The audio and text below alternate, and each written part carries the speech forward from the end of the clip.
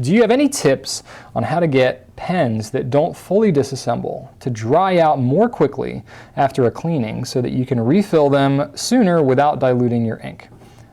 Yes, I know exactly how to do that. I do that in a lot of my videos, and it's a tip I'm happy to share. It's something I discovered a long time ago that has worked out great.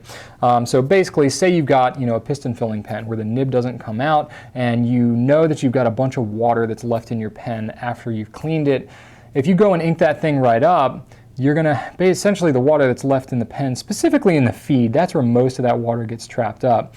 That is going to mix with whatever ink you have, and it could dilute it to the point where you visually notice a difference, especially when you first start writing. Or where it's really worse, this is where more people notice it even more, is when you have a cartridge converter pen and you are cleaning the pen out and then you go to change out the cartridge or take a converter that you've filled with ink separately, put it on the pen, and you've got a bunch of water left in the feed of your pen, and then you're putting the ink kind of behind that and you start writing with it. You've got mostly water at the front. It's going to look way different, and you're thinking like, what is wrong with my pen? And you write with it for a while and you're like, it's not getting any better.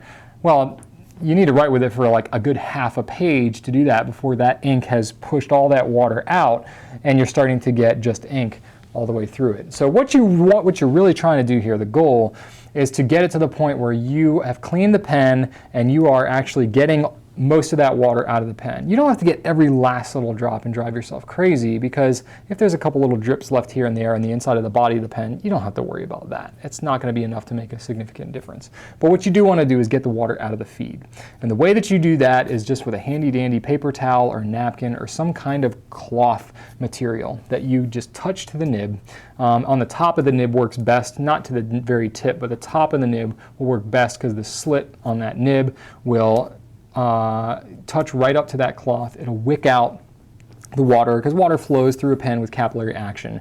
It'll wick all that water out of the feed, and it'll essentially dry the pen out mostly. Not bone dry, but water. Fountain pen ink is mostly water anyway, so a little couple of drips in your pen is not going to cause any effects. But if you just do that little napkin paper towel trick, I like paper towels personally, but if you do that little paper towel trick, man, you're good to go. You don't have to worry about it after that. And it takes about 10 seconds to get that out of there. It really works well. So do that and you'll be okay, Adam.